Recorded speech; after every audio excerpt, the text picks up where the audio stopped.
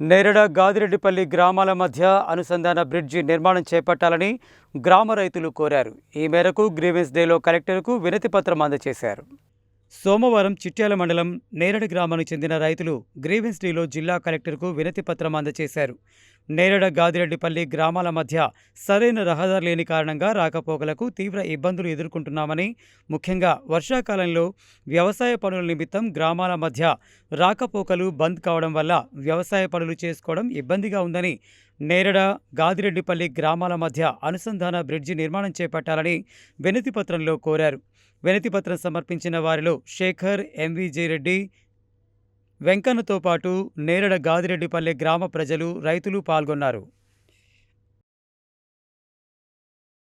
నేరడ గ్రామంలో ఉదయ సముద్రం గత 20-15 సంవత్సరాల క్రితం స్టార్ట్ చేశారు. ఆ ఉదయ సముద్రానికి కట్టగట్టారు, కానీ కాలువలు తోవలేదు. గవర్నమెంట్ ప్రభుత్వ నిధులు లేకుంటే రాజకీయ అనివార్య కార్యాల వలన తోవలేదు.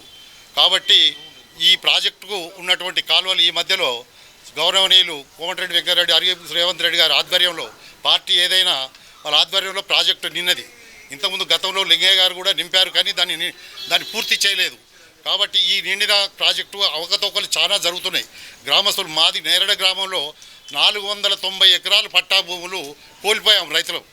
కానీ రైతులకు కోల్పోతే ఆ కోల్పోయిన రైతులకు ప్లస్ 1 నుంచి 6 ఎకరాల నుంచి 8 ఎకరాల వరకు కొంతమంది ల్యాండ్ ఎక్విజిషన్లో పోయినా కూడా అది ఏమైందంటే లాభం జరగలేదు. 3 లక్షలకు 2,80,000 ఎకరం పురుషోత్తమ రెడ్డి గారు కలెక్టర్ గారు ఉన్నప్పుడు ఇచ్చారు, అది తీసుకున్నాం. కానీ ఇప్పుడు అది ఆ నేరడ ఉదయ సముద్రం ప్రాజెక్టు ఈ గవర్నమెంట్ పూర్తి చేసి కాలువలు తోమి రైతులందరికీ రోడ్లు మధ్యలో బావుల దగ్గర పోతందుకు రోడ్లు వేసి అన్ని సౌకర్యాలు కల్పిస్తే ఈ గవర్నమెంట్ చేతులెత్తి దండం పెడతాం. మంత్రి గారికి, కోమటిరెడ్డి వెంకటరెడ్డి గారికి కానీ, మరి ప్రభుత్వానికి కానీ మేము చేస్తాం. గౌరవనీయులు కలెక్టర్ గారికి ఈ రోడ్డు మధ్యలో నేరడ గ్రామంలో ఉన్నటువంటి కొంతమంది ఆ రోడ్డుని పలగజీరి, ఆ R&B రోడ్డుని పలగజీరి ఉన్న రైతులకు 47-48 రైతులు ప్లస్ దాని కింద ఉన్నటువంటి ఆమ్లెట్ గ్రామం గాదిరెడ్డిపల్లె, ఆ గాదిరెడ్డిపల్లెకి పోవడానికి అవకతవకలు జరుగుతున్నాయి.